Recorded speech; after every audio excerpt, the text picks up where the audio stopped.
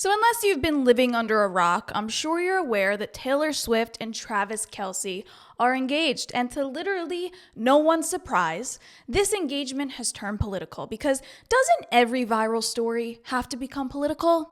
Duh. Now, for any other celebrity, we would have probably just gotten a TMZ article and a jeweler's analysis of the ring, but this isn't any old celebrity engagement. This is the biggest pop star and one of the most famous athletes on the planet. This is the closest thing that America has ever had to a royal wedding. We were bound to have some polarizing takes. Conservatives are calling it a win for family values, proof that marriage and children are the ultimate destination, which I can't disagree with, by the way. While others on the right are claiming that Taylor Swift walking down the aisle can literally incite a baby boom. But this really might not be the cultural win that they think it is. Quick disclaimer here, I'm not a Swiftie, but I also don't hate Taylor Swift.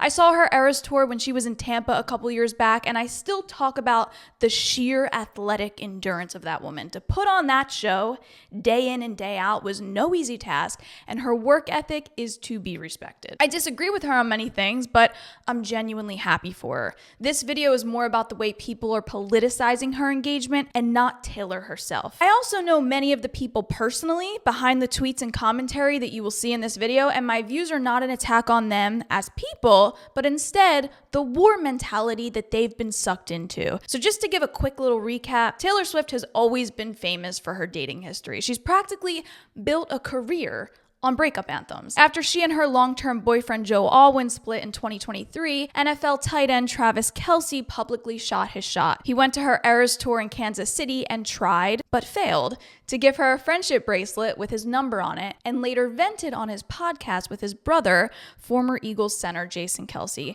Go Birds, by the way. Not long after, Taylor appeared at a Kansas City Chiefs game, essentially confirming that they were seeing each other. And the rest is history. Personally, I call this relationship working from the start. I've always loved them together, and yes, I'll admit, I felt giddy watching their love story unfold. So when I was relaxing on the couch with my fiance and news broke that they were engaged, I was really excited. Funny enough, my fiance's dad was actually the first one to tell us. I immediately opened Instagram to confirm, and the post had only been up for 11 minutes and already had over 1 million likes. To refresh your memory, here's the post. It reads, "Your English teacher and your gym teacher are getting married." Within minutes, that news crashed Instagram and the story dominated every news outlet. My personal favorite moment was watching this CBS anchor nearly hyperventilate while announcing the engagement. Taylor Swift is engaged. Taylor Swift is engaged. Taylor Swift is engaged. Come back to me. She just posted it. Oh my God. Oh my God. Oh, it's huge. The ring is ginormous. This is so exciting. Oh my God. Oh my God. Oh my God, it's on her Instagram. It's on her Instagram. It's on her Instagram. Oh my God, oh my God, oh my God, oh my God, oh my God. I feel like Paul Revere right now. This is a very exciting moment for me in my professional career because I get to announce that Taylor Swift and Travis Kelce are engaged.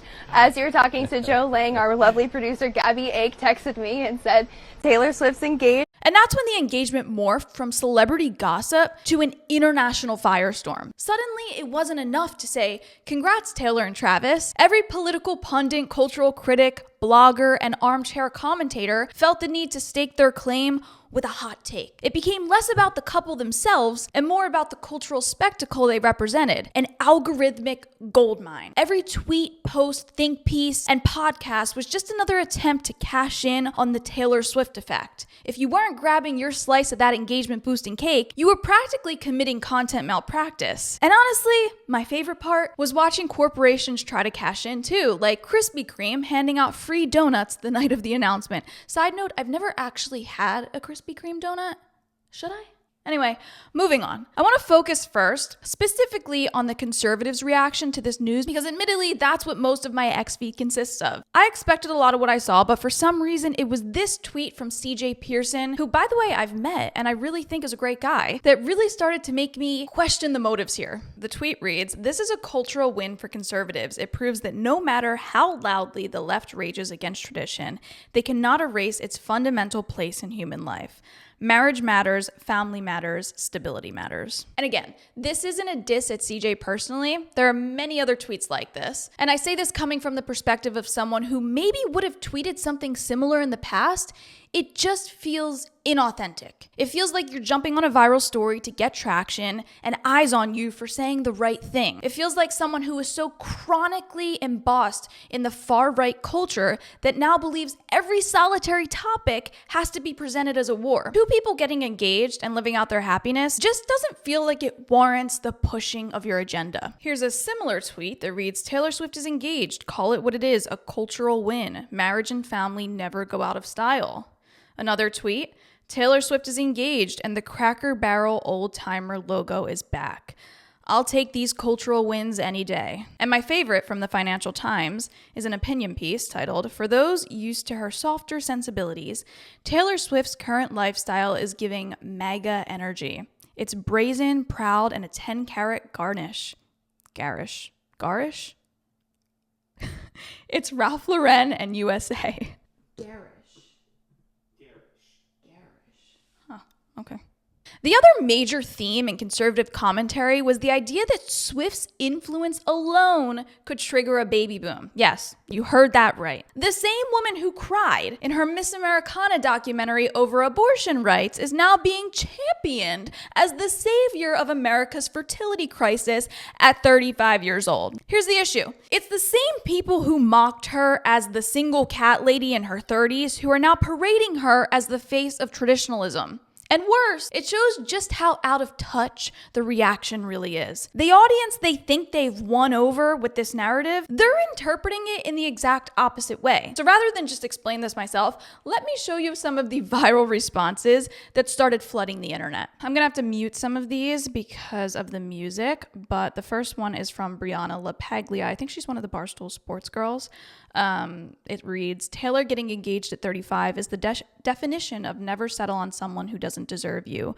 Wait for the one. I think this girl also is kind of famous for getting like a $10 million offer from some country guy to like not speak out on the relationship. So that's kind of funny. But anyway, the second one reads, my favorite thing about the Taylor Swift engagement is that she is showing women you can leave your long-term partner in your 30s, go back to your messy ex, prioritize your career, and then find your forever person, and I assume have a baby in your mid to late 30s. Ladies, we have time. And then there's this one that says, for the girls who think it'll never happen for them, Taylor Swift just got engaged at 35 to the love of her life who she met at 33. You're not behind, never settle. And then this one, we'll play out loud. I don't know about you, but my For You page is like flooded with people that are glorifying the fact that Taylor Swift got engaged at 36 years old, which is awesome. Like, love that for her. That's amazing. Like, I'm so happy for her. However, it's not that weird. And I turned 30 this year, and I don't know about you, but I would much rather get married later in life and have children later in life and have a long-lasting, beautiful marriage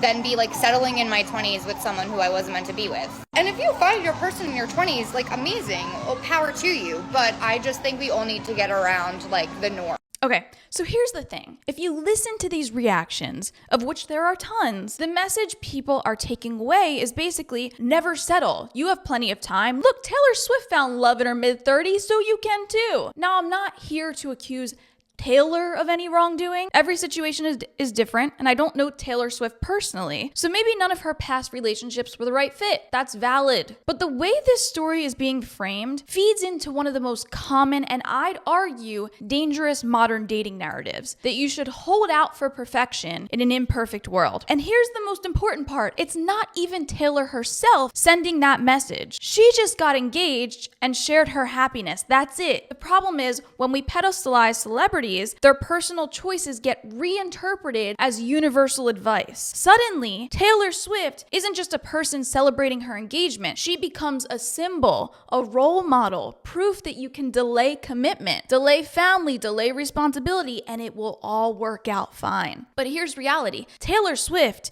isn't every woman. She's a billionaire pop star who has been in the spotlight since she was a teenager. Her resources, lifestyle, and the dating pool are nothing like the average person's. Building your life strategy around her trajectory just just doesn't make sense. Waiting until your mid-30s to start a family may not lead to the life and outcome you were hoping for. So on one side, you've got conservatives claiming her engagement as a win for family values, but on the other side, you've got progressives and Swifties reading it as permission to keep waiting, to never settle, to not worry about time. But if we're being honest, wouldn't waiting until your mid-30s to have kids do the opposite of increasing birth rates? That's where the disconnect comes in. And that's where the irony hits. Conservatives are out here waving the engagement around like it's a banner of traditionalism, saying it's proof of the timelessness of marriage, family, and children. But the culture they're trying to influence is interpreting it in the exact opposite way. Instead of marry young, have kids, build a family, what they're hearing is, see, you don't have to settle. You don't have to rush. You can wait until your 30s and still have your fairy tale ending. That's not a win for conservatives. That's actually fueling the very trends, delayed marriage, later parenthood, declining birth rates, that they're so concerned about. It shows just how out of sync the culture war has become. Both sides are staring at the engagement ring, but they're reading two completely different stories. So here's my personal take. I'm genuinely happy for Taylor. I think it's great that she found someone she clearly loves, but not every engagement has to carry this political or cultural weight. Sometimes two people just fall in love, and that's enough. Sometimes it's okay to read a story, smile, and have literally no opinion. Or maybe read a story, smile, and maybe actually give yourself some time to step back and think before forming one. Because the internet doesn't reward patience or nuance. It rewards speed and outrage. The immediate need to hammer every story with a polarizing take while the iron is still hot is one of the clearest ways the algorithm and short-form reaction-driven content have clouded our ability to just take in news like normal human beings. The fact that we immediately weaponize a celebrity engagement as proof of whatever narrative we're pushing says more about us, about our obsession with turning everything into content and culture wars, than it does about Taylor Swift or Travis Kelce. My best advice for anyone who's frustrated by this constant urge to twist every news story into a culture war angle is simple. Start digesting your news differently. Read the story, step away, and form your own thoughts before you dive into and start internalizing everyone else's takes. Because if we lose the ability to interpret events on our own, we end up becoming the very outraged reactionary voices that flood our screens 24/7. So with that said, and yes, I know this is a little bit backwards to the advice I just gave, what do you think? Is Taylor Swift's engagement really a cultural moment or just two people in love? Drop your thoughts in the comments. And I guess this is the part where I ask you to subscribe, like, comment, ring the notification bell, do all of the YouTube-y things. And thank you guys so much for being here. I hope you enjoyed this video, and I'm out.